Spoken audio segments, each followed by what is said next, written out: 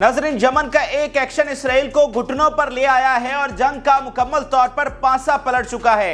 इस एक्शन ने खलबली मचा के रख दी है और इसराइल का मुहासरा करके उसका राब्ता आधी दुनिया से काट दिया है। इस अमल से न सिर्फ नेतन्याहू की हुकूमत जाने वाली है बल्कि इसराइल खतरे में आ चुका है और बाइडन की जो कुर्सी है वो भी जाने का खतरा पैदा हो गया है। इसके साथ साथ यमन यहीं पर नहीं रुका बल्कि 5 लाख मजीद जंगजू तैयार कर रहा है जो गजा के लिए मैदान अमल में आएंगे। यमन का ये वाला एक्शन गजा के लिए बड़ी कामयाबी की तरफ लेकर जा रहा है। पूरी दुनिया में यमन अब महवे मरकज बना हुआ है और यमन का ये एक्शन किसी भी वक्त एक आलमी जंग में तब्दील हो सकता है। ये इंतहाई इंपॉर्टेंट इस वक्त जंग के मोड़ पर हम आ खड़े हुए हैं।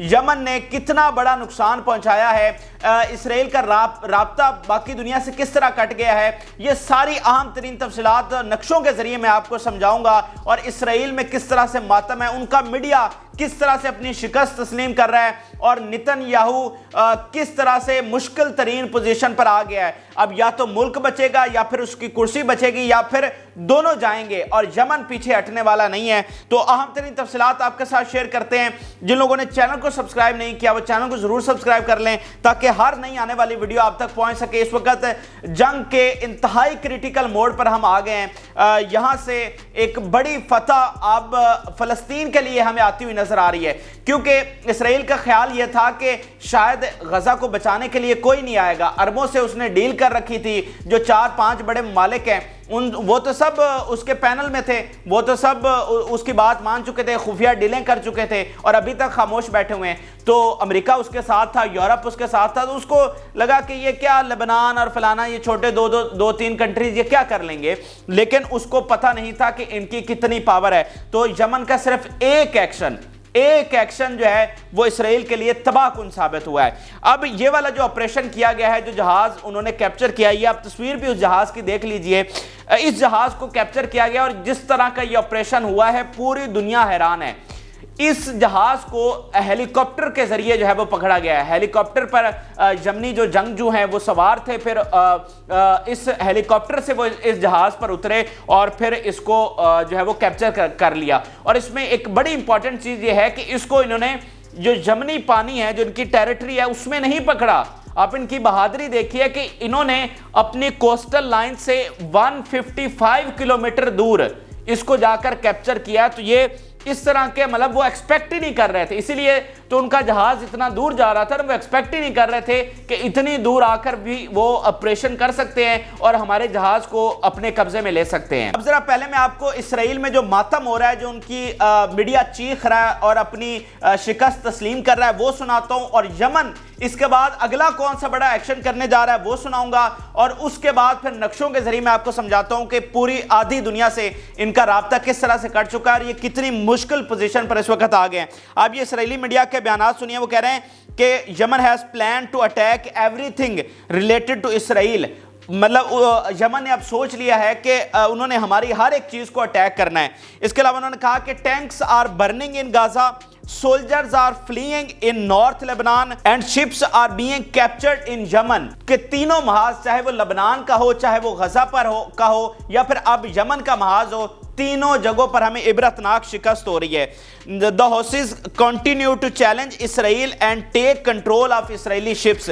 ये इसराइली मीडिया के बयानात हैं। फिर इसराइली आर्मी के स्पोक्स पर्सन का बयान सुनिए। वो कह रहे हैं कि this event is very very dangerous. ये जो शिप को पकड़ा गया है ये इंतहाई खतरनाक अमल हुआ है और इसके बाद हालात अब किसी भी तरफ जा सकते हैं। लेकिन आप यमनियों की बहादुरी देखिए, इतने प्रेशर लेने के बाद, इतना बड़ा काम करने के बाद भी वो किस तरह से ललकार रहे हैं। अब उनका बयान सुनिए, आप कहेंगे कि क्या बात है। उन्होंने कहा we have some other painful options and we will use it. हमारे पास कुछ और भी पेनफुल ऑप्शंस हैं और वो हम तुम्हारे खिलाफ इस्तेमाल करेंगे। If war expand loser will be Israel. अगर ये जंग बढ़ती है तो जो हारेगा वो इसराइल होगा। और इसके बाद ईरान की जानिब से अहम तरीन बयान सामने आया। उनके हाई रैंक के कमांडर का ये बयान है। उन्होंने कहा کہ یمن 5 لاکھ جنگجوؤں کو تیار کر رہا ہے اور ضرورت پڑنے پر انہیں میدان عمل میں لے کر آئے گا اگر یہ جنگ اس سے بھی زیادہ ایکسپینڈ ہوتی ہے. یعنی ابھی تو پوری طرح سے جکڑا ہوا ہے نا, اگر اس سے بھی جنگ آگے بڑھتی ہے تو 5 لاکھ پیچھے جنگجو تیار ہیں جن کو میدان عمل میں لے کر آیا جائے گا اور فلسطین کی فیصلہ کن آزادی کا مارکا لڑا جائے گا. یہ ایران کے ہائی آفیشل جو کمانڈر ہیں ان کے آرمی کے, یہ ان کا بیان ہے. اور آپ نے سارے معاملے میں یہ ذہن میں رکھنا ہے کہ عراق کی چاہے کوئی تنظیم ہو, چاہے وہ شام کی ہو, چاہے وہ لبنان کی حزب اللہ ہو, یا پھر یمن کے یہ حوثی ہوں, یا پھر یمن کی انصار اللہ ہو, یہ سارے جو ہیں یہ ایران کے انفلوئنس میں ہیں. ایران جو انہیں کہتا ہے یہ وہی کرتے ہیں, انہی کو ایران جو ہے ان کو ایڈ دیتا ہے, ایران ان کو ہتھیار دیتا ہے. تو جو یہ کام کر رہے ہیں, یعنی ان کو آپ ایران کی پیرلل آرمی کہہ سکتے ہیں. جو یہ کام کر رہے ہیں آپ یہ سمجھیں کہ ایران وہ کام کر رہا ہے. تو اگر ایران کہہ رہا ہے کہ 5 لاکھ اور جنگجو تیار ہیں تو یہ انتہائی امپورٹنٹ بیان ہے. اچھا, اب یہاں پر آپ کو ایک اور بڑی دلچسپ چیز سمجھنے کی ضرورت ہے کہ یمنیوں نے کس طرح سے اپنی پالیسی کو چینج کیا ہے. اس سے پہلے 15 دن ہو گئے ہیں وہ یہاں سے راکٹس اور بیلسٹک میزائل اور ڈرونز فائر کرتے تھے اور ان میں سے جو میکسیمم جو ہیں وہ راستے میں انٹرسیپٹ ہو کر تباہ ہو جاتے تھے. یعنی کچھ ریڈ سی میں جو امریکی بیڑے تھے وہ تباہ کر دیتے تھے, کچھ جارڈن جو ہے وہ تباہ کر دیتا تھا, کچھ سعودی عرب جو ہے وہ تباہ کر دیتا تھا. تو بڑی کم تعداد میں جا کر وہ ایلات کا جو علاقہ ہے جو ان کا پورٹ سٹی ہے وہاں پر لگتے تھے. تو یمنیوں نے سوچا کہ ہم اتنے میزائل بھی فائر کر رہے ہیں, آگے اتنا بڑا نقصان بھی نہیں ہو رہا, یعنی ہو تو رہا ہے لیکن اتنا بڑا نہیں نہ ہو رہا جتنا ایک ہی اب ایکشن نے اتنی جو ہے وہ کھلبلی مچا دی اور جنگ میں فیصلہ کن ثابت ہو رہا ہے. تو انہوں نے کہا کہ ہمیں اور کیا کرنا چاہیے. تو پھر انہوں نے یہ پلان بنایا کہ بھائی ان کے جو جہاز ہیں وہ تو ہمارے دروازے کے سامنے سے گزر رہے ہیں, تو ہم ادھر کیوں مارے پھرے, ہم یہاں پر نیا محاذ کھولتے ہیں, ہم ایک نئی جنگ یہاں پر چھیڑتے ہیں. تو پھر انہوں نے یہ اپنی پالیسی میں چینج لے کر آئے, انہوں نے وہ حملے بند کر دیے اور یہاں پر انہوں نے کہا کہ اب ہم شپس کو قابو کریں گے, جو ان کا جہاز آئے گا ان پر ہم قبضہ کریں گے. اور وہ جہاز بے شک ان کی ریاست کا ہو, ان کی کسی کمپنی کا ہو, ان کے کسی شہری کا ہو, اور چاہے اس کو کوئی بھی مینج کر رہا ہو, چاہے کوئی ڈوئل نیشنل ہو, کوئی دوسری قوم کا نمائندہ ہو, لیکن اگر جو ان کی ملکیت میں ہے اس کو ہم پکڑیں گے. اور وہی کام انہوں نے کیا ہے. تو یہ ایک بڑا ان کی پالیسی میں شفٹ آیا اور وہ بڑا کامیاب رہا ہے کہ اس ایک ایکشن نے اتنا بڑا ڈیفرنس جو ہے وہ کریٹ کر دیا اس جنگ میں. اچھا, اب یہ والا جو عمل ہے یہ کتنا امپورٹنٹ ہے اور اسرائیل کا رابطہ آدھی دنیا سے کس طرح سے کٹ گیا ہے, اب یہ میں آپ کو سمجھاتا ہوں. پہلے یہ آپ انہی کے ایک انسٹیٹیوٹ کا بیان دیکھیے, وہ کہہ رہے ہیں کہ فیلنگ آف سیج, کہ ابھی ہمیں محاصرے کی جو ہے وہ صورتحال بن گئی ہے. ایسا لگ رہا ہے کہ اسرائیل جو ہے وہ مکمل طور پر محاصرے میں چلا گیا ہے. اب ذرا نقشوں سے سمجھیے, اسرائیل کی سپلائی لائن کے 2 ہی راستے ہیں, ایک اوپر ہے میڈیٹرینین سی اور دوسرا نیچے ہے ریڈ سی. اب ریڈ سی ایک اور لحاظ سے انتہائی امپورٹنس کا حامل ہے. وہ اس طرح سے ہے کہ ریڈ سی وہ اونلی ایریا ہے جو ایشیا اور یورپ کو سمندری راستے سے کنیکٹ کرتا ہے. یعنی اس کے علاوہ ایشیا اور اگر آپ یورپ نے ٹریڈ کرنی ہے, کوئی جہاز گزرنے ہیں, تو وہ ساری ٹریفک جو ہے وہ سارے جہاز جو ہیں وہ اسی ریڈ سی سے ہو کر جاتے ہیں. ریڈ سی سے اوپر جو سوئز کینال بنائی گئی تھی آرٹیفیشلی, جو ایجپٹ نے بنائی تھی, یہاں سے ہو کر وہ آگے جاتے ہیں اور پھر یورپ, امریکہ, کینیڈا اس سے کنیکٹ کرتے ہیں. اگر یہ والا راستہ بند ہو جائے تو پھر ہزاروں کلومیٹر کا آپ کو پھر کر افریقہ سے ہوتے ہوئے یہاں اوپر آپ کو جانا پڑے گا. تو وہ ہزاروں کلومیٹر کا یہ راستہ ہے اور یہاں پر کئی دن لگتے ہیں. تو یہ شارٹیسٹ وے ہے, گو کہ یہ شارٹیسٹ نہیں ہے لیکن جو دنیا میں اس وقت اویلیبل ہے اس میں سب سے اہم ترین راستہ یہ ریڈ سی کا ہے, جو یہاں آپ کا انڈیا, پاکستان, پورا ایشیا, چائنا, رشیا, آپ کا جاپان, پھر نیچے انڈونیشیا, ملیشیا, فلپائن, پھر نیچے نیوزی لینڈ, آسٹریلیا, ان سب کو جب انہوں نے یورپ کو جانا ہے تو پھر یہی ریڈ سی والا ایریا جو انہوں نے استعمال کرنا ہے. باقی زمینی راستے ہیں, سمندری راستہ کوئی بھی نہیں ہے. تو اس طرح ٹریڈ کے اس روٹ کی انتہائی امپورٹنس ہے. اگر یہ مکمل طور پر سمجھے, اگر وہ بند کر دیتے ہیں تو پوری دنیا کی ٹریڈ جو ہے وہ متاثر ہو سکتی ہے. تو اب اسرائیل کے لیے یہ سب سے بڑا مسئلہ کس طرح سے ہوا ہے کہ اب اس کا یہ والی جو سپلائی لائن تھی وہ مکمل طور پر کٹ چکی ہے. اب دیکھیں یہ جو کل سعودی عرب نے اس کو تیل پہنچایا یا اس کے علاوہ باقی ملک اس کو تیل پہنچا رہے ہیں, وہ اسی راستے سے پہنچا رہے ہیں. اس کے علاوہ اور بہت سارا سامان جو ہے وہ اسی راستے سے, یعنی جو یورپ سے آ رہا ہے وہ بھی ادھر پہنچ رہا ہے, ایشیا سے جو چیزیں آ جا رہی ہیں, امپورٹ ایکسپورٹ ہو رہی ہے یا جنگ کے لیے ضروری چیزیں ہیں وہ بھی اسی راستے سے آ رہی ہیں. تو اس طرح یہ صرف کوئی ایک جہاز کو پکڑنے کا عمل نہیں ہے, بلکہ یہ ان کی پوری سپلائی لائن, ان کی امپورٹ ایکسپورٹ, ان کی ٹریڈ मुकम्मल तौर पर बंद हो चुकी है। यानी यूरोप के लिए तो उनके पास रास्ता है कि वो मेडिटेरेनियन सी से आ सकते हैं, लेकिन इधर जो आपका यूरोप है जिसमें हंड्रेड्स ऑफ कंट्रीज हैं और दुनिया के बड़े बड़े कंट्रीज हैं जिनसे बिलियंस ऑफ डॉलर की इसराइल जो है वो ट्रेड करता है, तो वो वाला जो रास्ता है वो उसका बंद हो चुका है और समझ लें कि इस तरह वो आधी दुनिया से कट गया है। यूरोप और अमेरिका से तो वो कनेक्ट है मेडिटेरेनियन सी के थ्रू, लेकिन ये वाली जो आधी दुनिया है इसका रास्ता अब उससे कट चुका है। दूसरा ज़मीनी रास्ता है और ज़मीनी रास्ते में आपको पता है उसमें इराक आता है और फिर जॉर्डन आता है, कुवैत आता है, वो पॉसिबल ही नहीं है। तो ये इलाट उसकी सबसे इंपॉर्टेंट बंदरगाह है हर हवाले से, तो ये वाला रास्ता अब उसका मुहासरा कर लिया गया है, उसको बंद कर लिया गया है। यूं इसराइल के लिए ये अमल इतना बड़ा है कि वो उसको वाक़तन घुटनों पर ले आया और अब उसको हर चीज़ माननी पड़ेगी। यानी जैसे आप कहते हैं ना कि फलां की जान जो है वो तोते में है और तोते की गर्दन आप में है, तो आप यही इसी तरह समझ लीजिए कि इसराइल की जो पूरी जान है वो इस रूट में है और ये रूट जो है वो यमन के हाथ में आ गई, इसकी गर्दन जो है वो यमन के हाथ में आ गई है, तो वो इसराइल को पूरी तरह से घुटनों पर ले आया है। और यही वजह है कि अभी इमरजेंसी वॉर कैबिनेट की मीटिंग बुलाई गई है और उसमें ये रिपोर्ट किया जा रहा है, इसराइली मीडिया ही की जानिब से रिपोर्ट किया जा रहा है कि चाहे वो प्रिजनर डील हो, चाहे वो सीज फायर की बात हो, उस पर इत्तेफाक हो सकता है। और अभी अमेरिकी मीडिया के मुताबिक जो उनके नेशनल सिक्योरिटी एडवाइजर हैं अमेरिका के, उनका बयान सामने आया, उन्होंने कहा कि हम करीब तरीन हैं प्रिजनर डील के और सीज फायर के।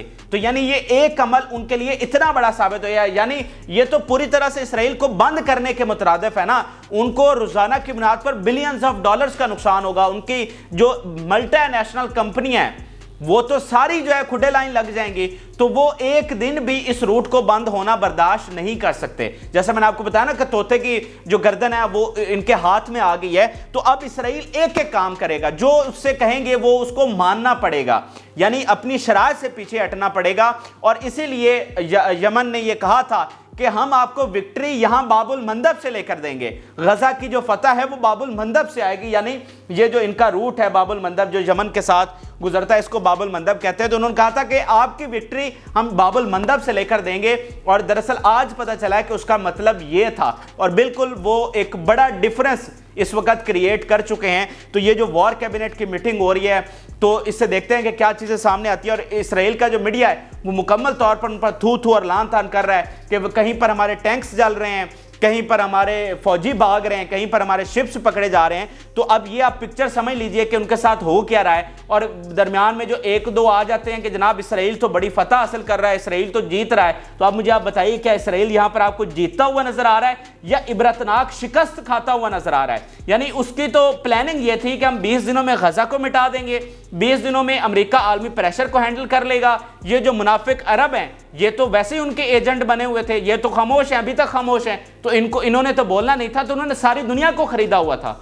उन्हें तो अंदाजा ही नहीं था कि यमन इतना बड़ा अमल कर सकता है, गजा की मज़ामती तहरीक उनके लिए इतना बड़ा दर्द सर बन सकती है और उनका टैंकों का कब्रिस्तान वहां पर बन सकता है। उन्हें यह भी अंदाजा नहीं था कि ईरान इस कदर आगे जाएगा, रशिया, चाइना, नॉर्थ कोरिया और तुर्की इस तरह से आकर मदद करेंगे, अंडर द ग्राउंड जाकर जो है इनको हथियार और बाकी एड फराहम करेंगे। तो उन्हें बिल्कुल अंदाजा नहीं था। यूं अब ये मुकम्मल तौर पर दबोच लिए गए हैं भाईजान, मुकम्मल तौर पर दबोच लिए गए हैं। अब ना तो ये आगे जा पा रहे हैं कि आगे से मज़ामत इतनी है, और ना है पीछे हट पा रहे हैं। पीछे इसलिए नहीं हट सकते कि आपने इतने सिविलियंस का भी कत्लेआम कर लिया, आपने पूरा जोर भी लगा लिया, दुनिया में बदनामी भी हो गई। अब अगर फतह भी नहीं हासिल करते तो आपने जाना किस खाते में है? आप पर पहले इतने धब्बे भी लग चुके हैं, और अगर आप वापस आ जाते हैं तो फिर आपका कख नहीं रहना, तो वापस नहीं आ सकते, आगे जा नहीं सकते। तो इस तरह से दबोचा गया इनको, और अब फैसला कुन मार का लड़ा जाना है। और अब फलस्तीन की जो आज़ादी है ये पूरे 75 साल में इस वक्त सबसे अमली हमें होती हुई नजर आ रही है। और यमन का ये जो अमल है इसको किसी तौर आपने आम नहीं समझना, ये ग्लोबल लेवल की जो जंग है उसमें किसी भी वक्त कन्वर्ट हो सकता है। यानी उन्होंने अमेरिकी जो बेड़े हैं उनको भी वार्न कर रखा है, क्योंकि अमेरिका ने इनका एक ड्रोन गिराया था तो यमन ने कहा था कि हम सेल्फ डिफेंस का हक रखते हैं और अब हम आपको जवाब देंगे। और आज जो कुछ उन्होंने किया है वो सारी दुनिया को वाज़ेह हो गया कि वो क्या क्या काम कर सकते हैं। तो अगर वो अमेरिका के किसी बेड़े पर भी अटैक कर देते हैं تو بالکل ہم ایک تیسری بڑی جو جنگ ہے اس میں شامل ہو جائیں گے, ایک بہت ہی خطرناک جنگ چھڑ جائے گی. تو یہ جو عمل ہوا ہے, اسی لیے پوری دنیا کا میڈیا وہ صرف اسی پر اب اس کی توجہ آ گئی ہے. پوری دنیا میں اس وقت جو سینٹر آف گریویٹی ہے, جو محور مرکز بنا ہوا ہے, وہ یمن بنا ہوا ہے, اور یمن کا یہ ایکشن بنا ہوا ہے, اور پوری دنیا کا یہ میڈیا ڈسکس کر رہا ہے کہ ہم اب تیسری عالمی جنگ کے دہانے پر آ گئے ہیں, اور یہ عمل اس کو ٹریگر کر سکتا ہے. اور غزہ کی جنگ میں یہ بہت بڑا عمل ثابت ہوا ہے. اچھا, اب یہاں پر نہ صرف نتن یاہو خطرے میں آ گیا ہے, یعنی اس پر پہلے عوام کا پریشر تھا, اس کی حکومت کا, میڈیا کی تھو تھو ہو رہی تھی, مغرب سے تھو تھو ہو رہی تھی, امریکہ اس کے ریزگنیشن کا مطالبہ کر چکا ہے.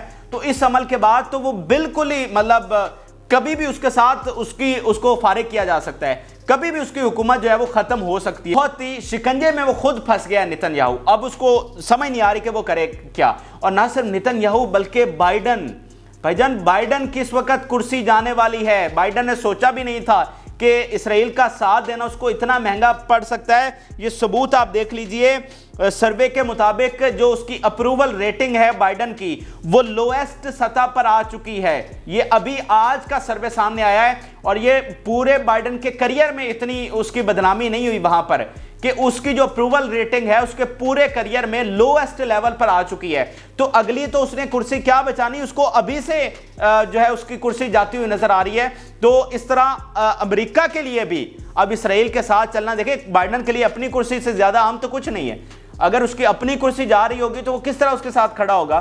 تو اب امریکہ کے لیے بھی ان کے ساتھ چلنا مشکل ہو گیا, اور اب امریکہ کی یہی کوشش ہوگی کہ ہم جنگ بندی کروائیں اور اسرائیل کو اس نرغے سے نکالیں, وگرنہ غزہ تو ہم نے کیا فتح کرنا ہے, یہ اسرائیل ہمارے ہاتھوں سے جا رہا ہے. تو اب ان کی دو کوششیں ہوں گی, ایک جنگ بندی کروائیں, دوسرا اپنے پریزنر واپس لے کر آئیں, اور انہوں نے جو پکڑے ہوئے ہیں ان کو واپس کریں. تو جب بھی جنگ بندی ہوگی تو یہ غزہ کی, فلسطین کی سب سے بڑی جیت ہوگی. دراصل جنگ بندی ہی اسرائیل کی سب سے بڑی ہار ہے, کہ یعنی ان پر اتنا بڑا حملہ بھی ہوا, ان کی طاقت بھی تو پوری دنیا میں بے نقاب ہوئی, اور یہ پتہ چل گیا کہ وہ اندر سے کتنا کھوکھلا ہے, یہ پتہ چل گیا کہ وہ ہتھیاروں کا ڈیلر ہے. اور اب وہ پورا زور لگا کے بھی مزاحمتی تحریک کا بال بھی بیکا نہیں کر سکا, تو اس کے پلے کیا رہ جانا ہے, اس کا تو کچھ بھی باقی نہیں نہ رہنا.